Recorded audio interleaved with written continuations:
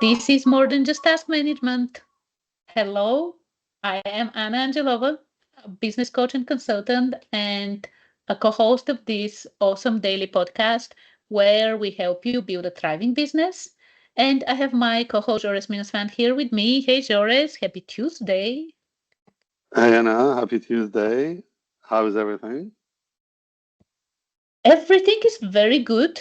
Like we started the week with talking about technology and dashboards, and we are both really big on data and seeing these kind of things. And when we were talking about this yesterday, I was just picturing all those different KPIs on the dashboard. So it was really cool. And today we have another awesome topic. My favorite,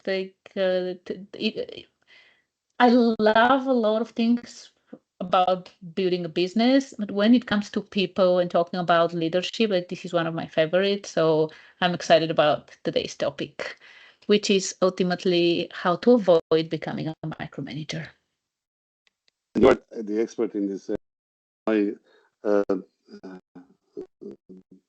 patience is very limited in this area. I know I like working with people, but then people happen. So it becomes too peoply, and then I have to walk away. So I'll let you get started, and then I'll chime in. I have, I like a, I've proven that I'm okay doing this, but yeah, I wish I had more patience like you did. Don't put yourself down because the way you empower people and the way you lead your teams, it's amazing and such a great example. But this is a conversation for another day. Uh, Now, when it comes to managing people, right? Especially if it's the first time you're starting to like either hire or outsource some of your work you're doing, it can be hard. It can be hard because you, as the business owner, like you started the business, like you build everything up from the ground and you're doing everything.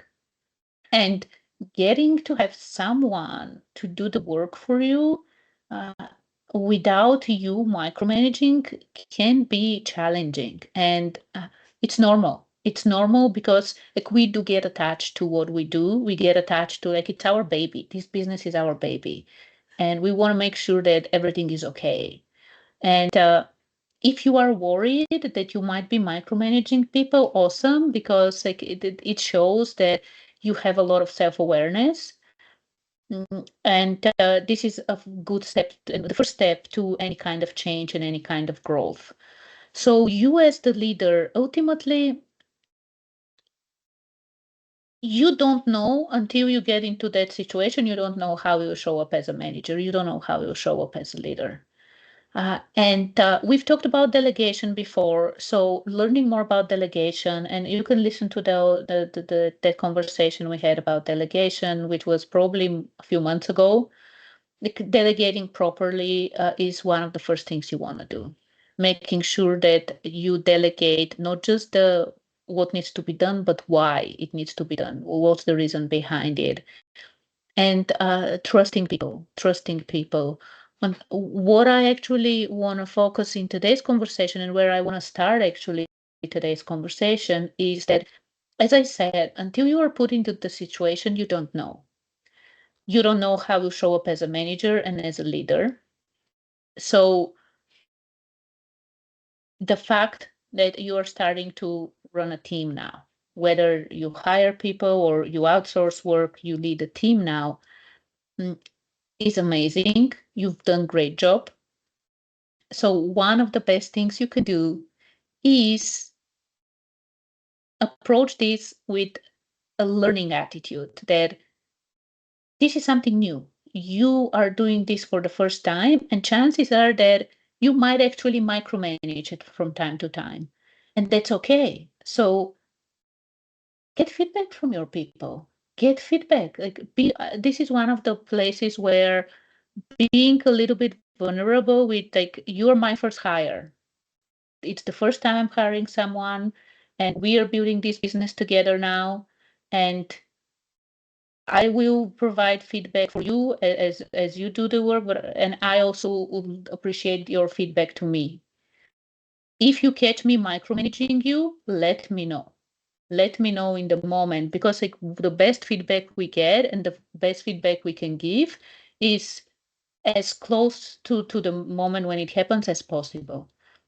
So this is one thing that um, for you to not become a micromanager, like, yes, it's okay, like you might micromanage at moments, and this is a natural tendency and something that naturally can happen. But for you to not become a micromanager, to kick this habit out, not make it a habit ultimately, not make it a habit, getting feedback, like empowering your employees, your team to get back to you and tell you, in that situation over there, this was micromanaging. It can allow you to see how can you do differently, what can you do in a different way, so it's not micromanaging, it's not telling people do this and being like behind their back all the time and monitoring what's going on and all these kind of things. And ultimately, when I think about it, like the whole thing starts with mindset. And that's why I said that the best way you can approach this new journey is with the mindset of a learner, mindset of a beginner. You are a beginner manager, a beginner leader. And starting with that mindset of getting better every day and learning from, let's call it mistakes, is one of the best ways you can approach this. And I know, Joris, you have a lot to share on the topic as well. So I will give you the mic now and hear your thoughts. Mm. Well, there are a few things that also play a role in someone becoming a micromanager. The hardest one to let go is, I built this business on my own. It's my baby. I can't let it go. If I let it go, somebody will kill my baby. I'll lose control. So I think we keep talking about it. There are ways for you to monitor the health of your business without uh, being a micromanager, without breathing down people's necks and every minute asking them. The other factor that I believe plays in is I think they're the same. Ego is pretty big, and also the perfectionism, where we have had, say, a few sessions about this, where not everything has to be perfect for it to go live. Not everything has to be done perfectly. So if you are the type that has an ego that says, I want things perfect and I'm the only one who can do it, you will be limited to the number of hours a week that you can work and the number of dollars that you can bring in. You will never become a manager. You will micromanage people and people will leave. I am the worst person to micromanage. Literally, I've had to turn around to people and say, in the beginning of my career, I had to turn around and tell the person that if you keep watching me, I will stop working because I cannot work while somebody's watching me. It's just the way I am. So there are different ways to peel an apple. Your way may be good, the good way, but there may be four different other good ways. So for you to have that ego and say, no, not only you're going to do it, but you're going to do it my way. Well, then why hired me to do it? So let go of the ego, let go of the perfectionism, trust people, like we said, but don't lose control. Monitor what they do. If they prove to you that they can't, then these are the people who have to be micromanaged. You either hire someone to micromanage them or remove them from that position, whatever it will be. But you have to let things go. You have to trust people that they can all, and there's a reason you hire people, right? A lot of companies, they hire people and they tell them what to do. Well, why did you hire me if you're going to tell me what to do? And I've had this conversation with a lot of companies that they hired me as a contractor. Even the first or the second day, by the end of the week, I was gone. I stopped. There's no point. I won't be valuable. If you want to hire a drone, why are you paying me? Get someone who knows how to mimic what you want, much cheaper, the tenth of my cost, and get them to do it. So learn how to delegate and let go, but keep monitoring. Jump in when needed. But again, when you jump in when needed, doesn't really have to be micromanagement. Like today, I had a session where one of my guys worked with one of the developers. They created something that I already asked them. It was 16, 17 pages of technical detail on how something was done the wrong way and how it needed to be done the right way. I explained to him that this is fantastic. This is what should have, the analysis that should have been done. Now create 1-page summary where you talk about item number 1, done this way. Why should it be done this way? What are the caveats? Send me that summary. That was it. I didn't tell him, oh, use this, and that was it. Within 8 minutes, we were off the call. He is now working on it. He will come back, and then I will take what he's done.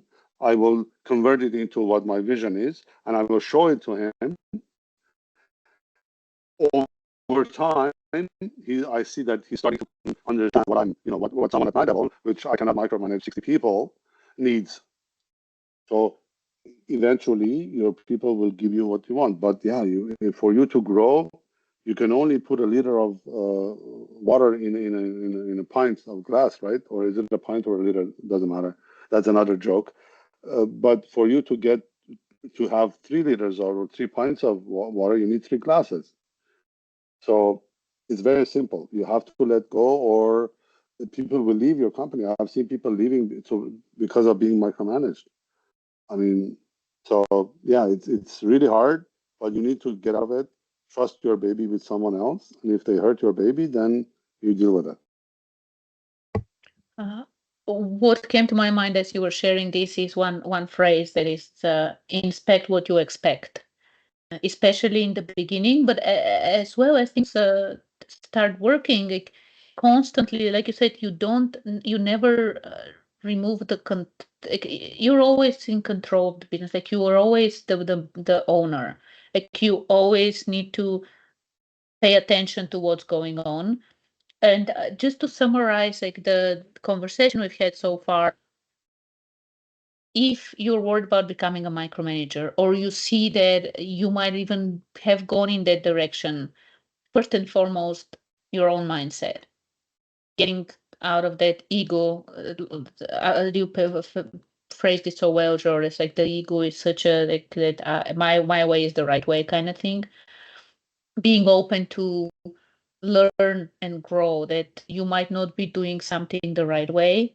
And now what we're talking about as well, the other thing, another key component. So what your mindset is the first key component, a mindset of empowering people, a mindset of continuous growth and learning.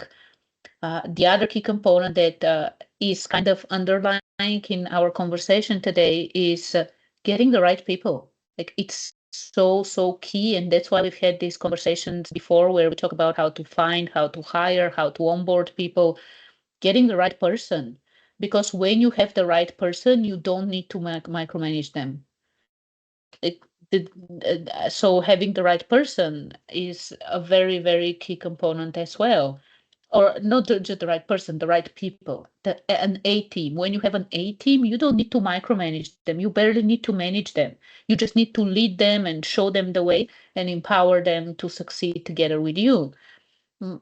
And of course, the thing that we mentioned as well, uh, learning how to delegate properly, how to give the work properly, provide the feedback, like monitor what's going on, inspect what you expect, and that continuous learning, it goes both ways.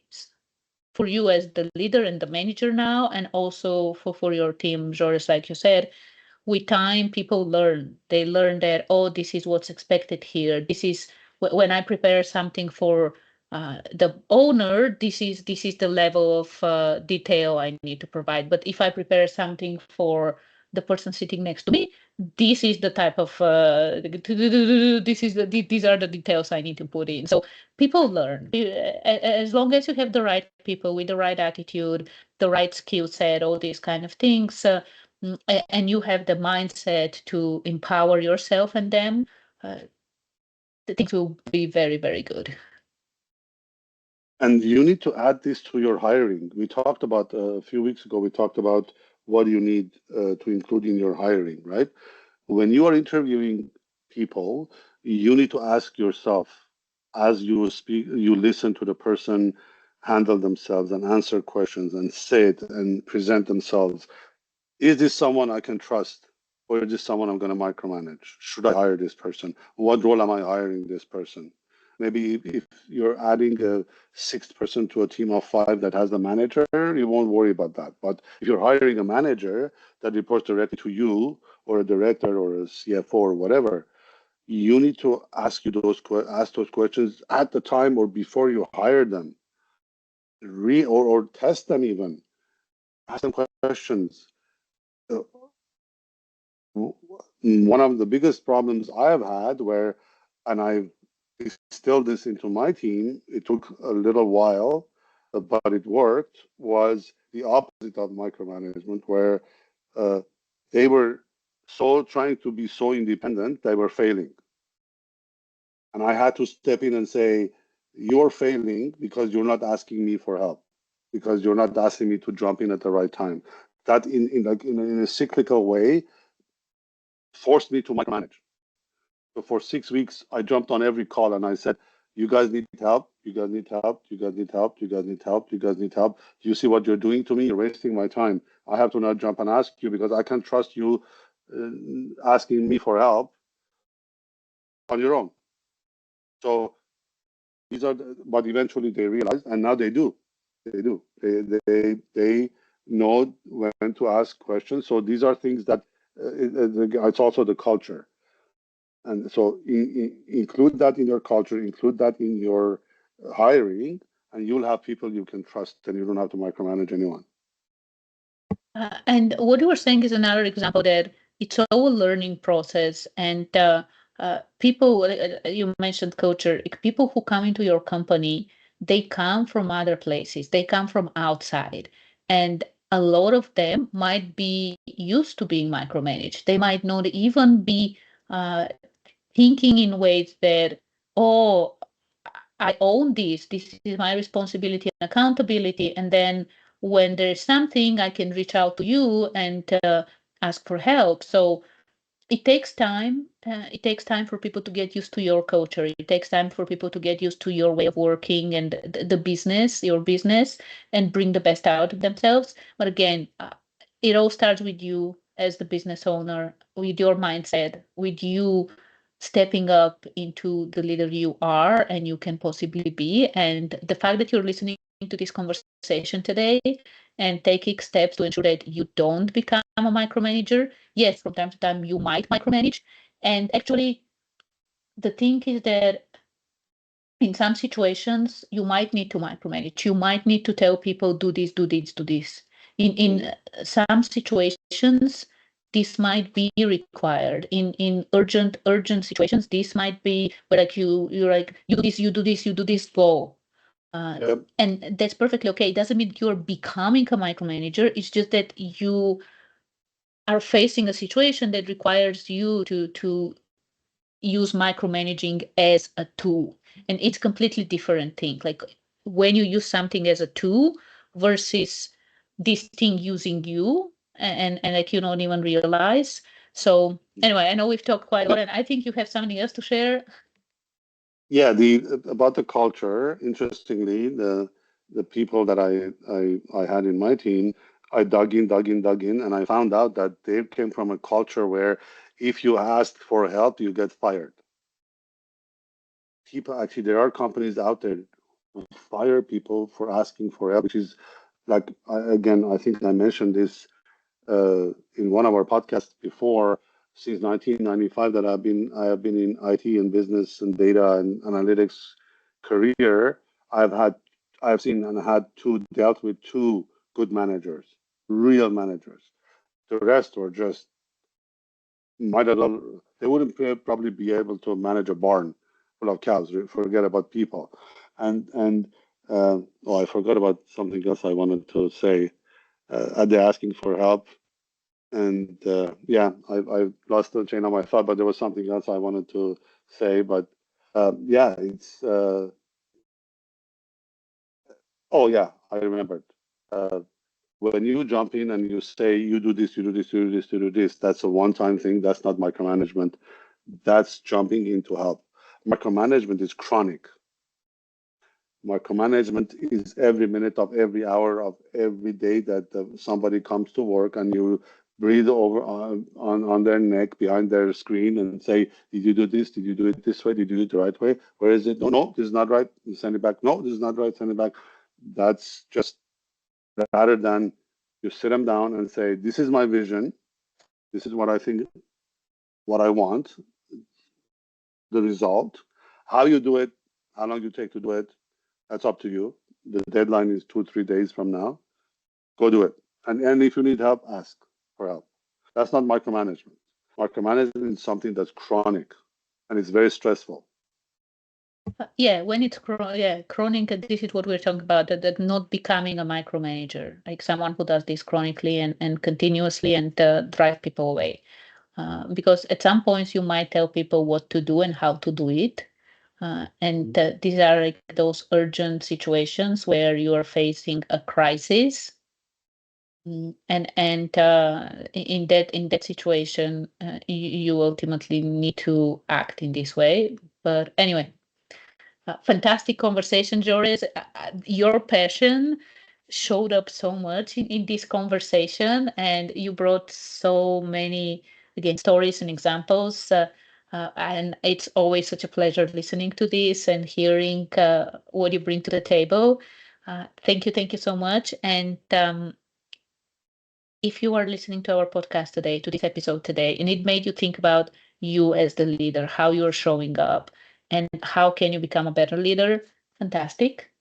I will add the link to our Empower 360 leadership coaching so you can check it out and empower yourself to become the best possible leader you can be. Fantastic. Happy to share. Thanks, Joris. See you tomorrow when we'll be talking about the processes that you should never delegate as a founder. So it's interesting how we have this the opposite. Yep. We'll tell you how to micromanage. No, that again, there's a difference between management and micromanagement. You can manage without being even present. Yes. If you have given your people the right culture, the right instructions, the right enable them properly, you can manage without being there. So we'll talk about that tomorrow. Yep, exactly. We'll talk about it tomorrow. So enjoy your Tuesday. I would challenge you to do one thing that makes you a better leader and manager today. One thing, like one thing, whatever it is, I'll let you choose. It might be something that came up based on the conversation we had today. It might be something completely unrelated. Step up into the leader you are, you can be, and you are meant to be. And come back tomorrow to find out what you should never delegate. Look forward to it.